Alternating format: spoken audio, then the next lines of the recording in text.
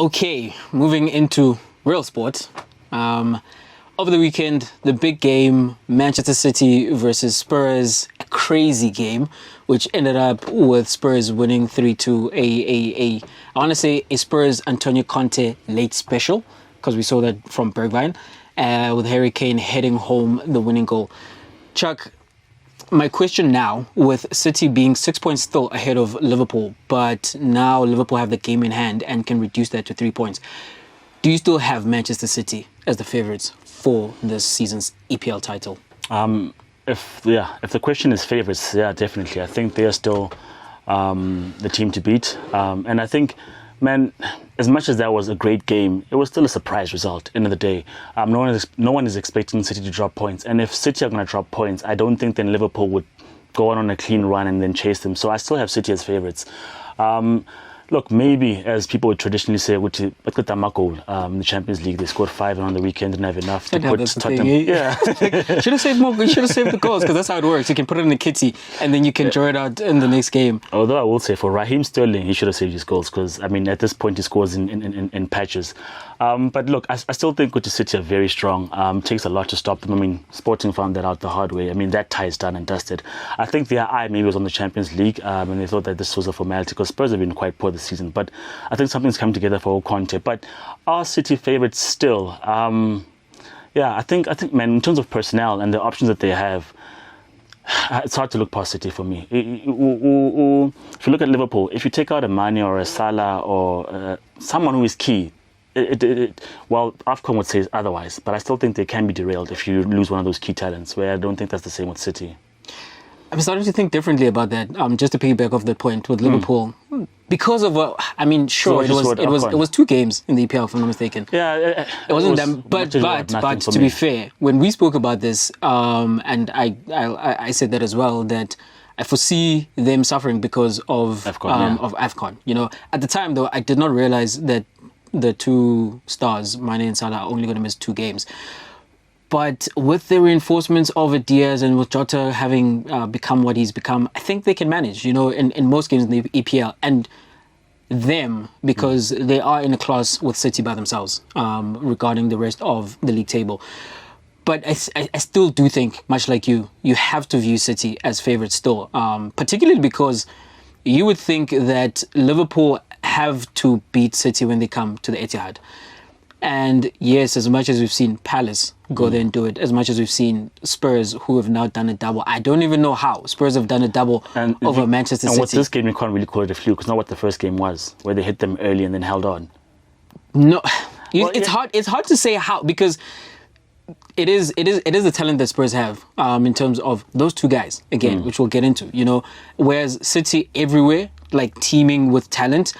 But the thing is with City, Chuck, where I have cause to pause, and where I think Liverpool, although it would be miraculous, may do it. Those goals, right? I was thinking about this midweek when I then watched the highlights of City against Sporting. The scoreline suggests one thing, but when you look at the goals, it's something totally different.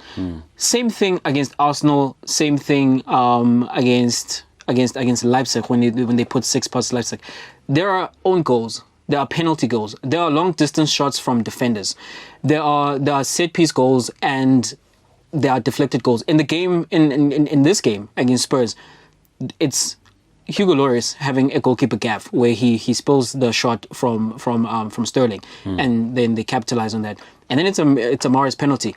They had a heck of a lot of possession, but they were not actually scoring goals. And I think eventually the pressure does tell when you play against City. Like, they've got so much possession, they keep coming at you, and then those mistakes creep in. So to be sure, they are the ones who are manufacturing the mistakes from the opposition, and that's down to their own play.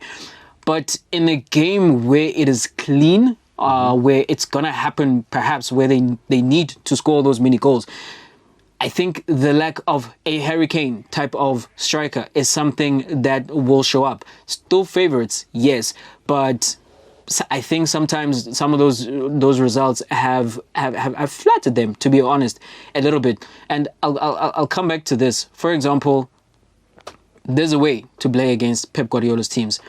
We saw Chelsea go to the Camp Nou, hold out, and then go on to win the Champions League. We saw Mourinho's Inter Milan, second leg, go to the Camp Nou, do the same thing, hold out. Spurs did that. As I'm saying, like, it's 2 goals where it's a deflection and it's a penalty. Outside of that, they did not create all those many chances where you're like, man, Hugo Lloris had an inspired day in goal and they had 7 shots on target. Any other day they would have been put to the sword. So if it takes a lot of discipline and a lot of stamina, but if you can do that over there, you have a chance. It's a slim chance, but you have a chance. And as a result, I think Liverpool have a good chance of reeling them in. I think Spurs got lucky in the first game, but I think with this one they played.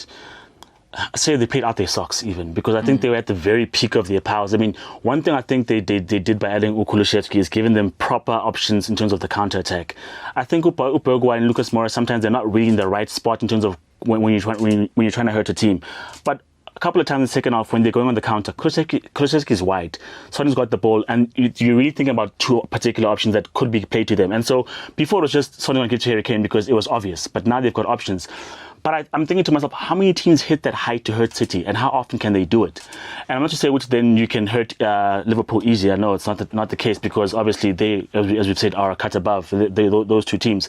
But do they have it in them to chase? Because I believe there's the Champions League as well, which I think City have done themselves a favour. They can afford to keep an eye off that particular tie because they're 5 goals up and focus on the next coming fixture. But it looks like Liverpool have to chase with every particular game, and I think they can't afford to slip up, whereas City can slip up, even though Liverpool have a game in hand. But if they do get caught, Jay, I think apart from that Aguero winner in that magical finish to the EPL season, it would be one of the best chases in EPL history. Would they have choked if they get caught? No, if they're being reeled in now, I think February is still early to call it a choke job. But if they do it post-March, say this three-point gap holds until... 3 points not a lot, though. Yeah, say the 3 points hold until the end of March. Then we're on for a choke job if they get caught. I would extend it a little later. It would have to be 6 points, like the previous points difference. 3 points is a game, and especially with where they are goal difference-wise, Liverpool go to the Etihad. And I believe if they just win, as their numbers look right now, they would have a better goal difference, And that would be a Herculean effort from Klopp's side if they were able to do that. And they themselves went 1-0 down against Norwich over the weekend, but they came back and they won that game and ended up scoring 3 goals against Norwich. They have it in them. Especially now with how much depth they have in that front line. But when you look at City, they have lost the 3 games. It is a double inexplicably against Spurs. That first one happened early in the season where we've had some wonky results. We saw last season where they got beaten 5-2 at home by Leicester. We saw Liverpool ship 7, and there were wonky results. So in the early parts of the season, anything can happen. And then mid-season, Crystal Palace beat them. We don't really know how that happened. Here, there's the blueprint, as I pointed out, which we've seen from great sides in the past. And Spurs were very disciplined. The way that those two blocks were moving together in unison is great coaching. And it's great concentration from the side of the Spurs players. And also then when they go and exploit the little chances that they have on the counter, how they execute is just marvelous. That pass from Harry Kane to break Son free, and Son having the frame of mind to not try take on the keeper, but to give it to Kulusevski. And when you see as well how Bentancur didn't shine offensively, but the things that he was doing, defensively, also the pass that sent the counter away to ended up in Harry Kane's goal as well. You look at that. You ask the question, how many teams in the EPL upcoming for City can do that? Not many, So ultimately, I am looking for it to come down to that mano a mano, Liverpool versus City in that game at the Etihad. And City are well capable of, in their own backyard, of keeping Liverpool at bay. So I still do have them as favourites, but it's dicey. Look, I think it was impressive what we saw from Bentancur and Kulusevski, because they were down the pecking order at Juve. So when they were pried away from Juventus, it wasn't really, wow, these guys are on fire and they're gonna take Spurs up a level. It was more of a speculative signing if you were looking from the outside in, and they actually proved to be quite very valuable members of the team. There's a question I have for you, Jay. If Pep, say for instance, Pep wins the Champions League, but chokes up the EPL title. Does the Champions League paper over the crack of having fallen away in terms of... Does it? Automatically? Even if he loses it? Because does that not hurt his you come into his you come into a season with a team like City, those big teams at the very top, and you are setting dead aim at your league and the Champions League. You win one of the two. It's a successful season. You know, Liverpool gave away a 7-point lead against Manchester City when they eventually ended up on 97 points, but they won the Champions League that season. Had they not, the narrative around them choking would have been far greater than what you've seen, you know, and then they go on to win the league title afterwards. And with City, they already have the league titles, and if they lose against, this is not everyone losing against Leicester, you know, where you're like, what happened to all of you? Yeah. If they lose against the other great side of the era, then you can excuse it. This is like Arsenal and Manchester United in the 90s into the 2000s. You know, if one or the other wins, whatever the circumstances, you're like, okay, you can choke it out. Does it not remove a bit of pixie or fairy dust from Guardiola? Because last season he was in a position to win all four, 1-2, and now I think he's in the race for 2 or 3. Nah, it's in the FA Cup still. Yeah, no, yes. Yeah, so say he falls away in the cup, because cups are cups, it's whatever, and he only gets the Champions League. Is that still okay? Yeah, Chuck, because and you know why? Yeah. I think it's built into their narrative because we know they've been chasing the Champions League.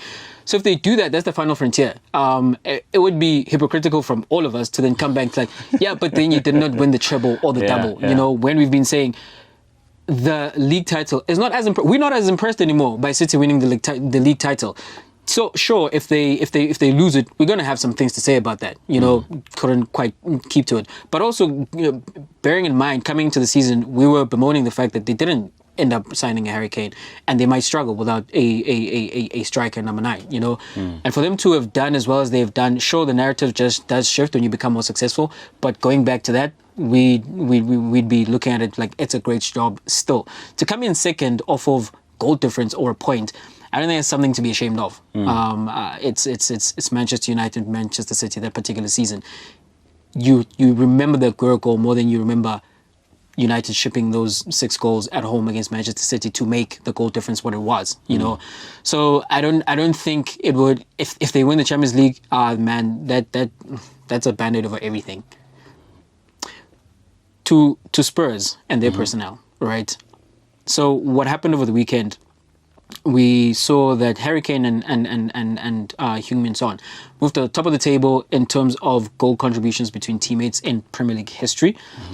And they're ahead of the likes of like Henry and Perez, as well as Silva and Aguero, also of Manchester City. Best duo in Premier League history? Let's see the names that are here. Simply because I'd like to believe, and I think the stats could back me up, they must have done it in a shorter space of time. And I think with them, particularly at Spurs, it is just those two. Whereas with like a Drogba and a Lampard, it could have been a Drogba and a Hazard or a Drogba and someone else contributing. Just so happens with that particularly work. There's a better team behind them. There's a better team behind them, yeah. Whereas with these guys, for the past 2 or 3 seasons, it has been just them specifically. And if you look at the fact that they're in a team that virtually wins nothing every other season, but they can still come together and still produce that. I mean, if they had better teammates, I mean, yeah, we bemoan the time that when Pochettino was close and they're about in terms of winning the league and pushing those sides to the very end. You bemoan that particular time if you guys had converted to a particular trophy, even if it's a cup, win something. But outside of that, I mean, it might just be, and it's not to belittle Tottenham, but this is Tottenham's trophy, that we are the best duo out of all this. It's not belittling them when they've won nothing for a decade. You know what I mean? And comparing them to the other greats that have graced the Premier League, either the greats of the Premier League have done it individually or as part of a collective. So for them, they're a clear duo for me, that if you took those two outside, it is more crippling than any other duo that you could take out of any other team. So I think, yeah, give them that, because Kane is on track to catching up to Rooney first, and then maybe Alan Shearer by the time he hangs up his boots, maybe. Son's just an exceptional player. So, I mean, if he stays at Spurs, they'd probably, I mean, if we give them 2 more seasons together, they'd probably add 15. You can add 15 or 20 in terms of their joint contribution. So I'm ready to crown them that, because, I mean, if they're at the top already, I mean, those numbers shouldn't lie. You know, I was going to flat out dismiss that Yeah. But when consider the team that they've played on, that it's been Son and Kane and pretty much nothing else. They made it to the top of the league with Mourinho, and we're looking at the team, and at the end of the season, Mourinho even getting fired, and you're like, well, there's not much going around here, you know? And regardless of the situation they find themselves in, they are Son and Kane and Son. They continue being consistently brilliant. And that's hard to do when you know, and they must know. Like, they must know when they step into a pitch that, Dwan, I'm going to look for you. And the other one also responds like don't pass to the other guys because you know nothing's going to come of that. You see in the goal celebrations that after everyone has jumped up and Son is talking to Kane, that guy, I'm going to find you again. We're going to do it again. Yeah. And you know, Chuck, when Harry Kane does that pivot and with his left foot releases that pass, one, that's genius from Harry Kane. But also he can do that because he has confidence, has faith, and there's a history there where he knows where the other guy is going to be. And the other guy is already on his horse and he's making that run because he might not know how he's going to do it, but he knows that my mate over there is going to pull off something where he's going to get the ball to me. They obviously don't have the same kind of confidence in their teammates, also because it has been a changing cast around them. Yep. The thing that has been constant is the two of them, you know, from Pochettino to Mourinho, to Nuno, to now where they are with Conte. And when I look at the list, these guys have been on great teams. When you talk Lampard, Drogba, the one loss in 04-05 that they've got a defense only conceding like 15 goals, and you look at Henry and Pires, Invincibles, you know, it's a great team behind them. And the other guys on the list, like Aguero and Silva, also in that era of Manchester City. I mean, I didn't really get to watch Sheringham and Anderton or Fowler and McManaman as well. Fowler is the guy nicknamed God, and McManaman is one of a few English players who ended up at Real Madrid. So they were brilliant, and they also didn't win anything during that period. So they come into it. I think though, Chuck. I think I might have them only in second place because when Rooney and Ronaldo were doing their thing, that was special, Chuck. That was special. When we were having the argument that Sir Alex Ferguson moved Rooney to make accommodation for Ronaldo, because I said like Ronaldo was just that talented where you had to make room for him. You had to make changes to accommodate him and him being at his best, because when he entered his prime, that is unlike anything that has been seen in the Premier League, you know. And with Wayne Rooney, it wasn't he's been shoved to the side. Wayne Rooney was the consummate teammate in terms of if Ronaldo is doing these great things, they're going on the counter attacks, like they're just legendary. When I think about a counter attack, those are the two guys that come into my mind. Yeah. Where by themselves, just the two of them, don't need any other teammates. Sure, Manchester United also have the argument of the other teams where it was like a great team behind them. But I just think the level of talent, you've got one of the, in my opinion, 5 greatest players of all time, and you've got in Wayne Rooney, for me, the most complete player I've ever seen. And number 6. not a number 6, you know. But like, their talent was tuned, in my opinion, that much higher than even a Son and a Kane. I think both of those guys were world beaters, because even when Ronaldo left, Rooney was still setting it off in the EPL, and Ronaldo was trying to get his own crown in the La Liga. So I think with these guys, they still have, I mean, if you look at the period where they're both at their peak, it's much shorter than what Kane and Son have collectively, because I think Son and Kane have time. Yeah, they've had time, yeah. So and I think that got disbanded because as well there was an addition of Tevez, and that broke away as well quite quickly. But I think in terms of just watching them and talent, I'd have to agree with you. But in terms of what's on the list, in terms of the EPL stats and stuff, I'd go with Harry Kane and Son. I hear you. The numbers do back them up. I think the numbers would not had a certain Ronaldo and his 800 goals stayed at Manchester United. You can go for Dwight Yorke and Andy Cole as well. That was electric as well. That only lasted 2 seasons, eh? I think we think back on that differently than what it was, but also at its peak. If we're comparing peaks as well, yes. For me, that peak of Rooney and Ronaldo, just special, man. Just special.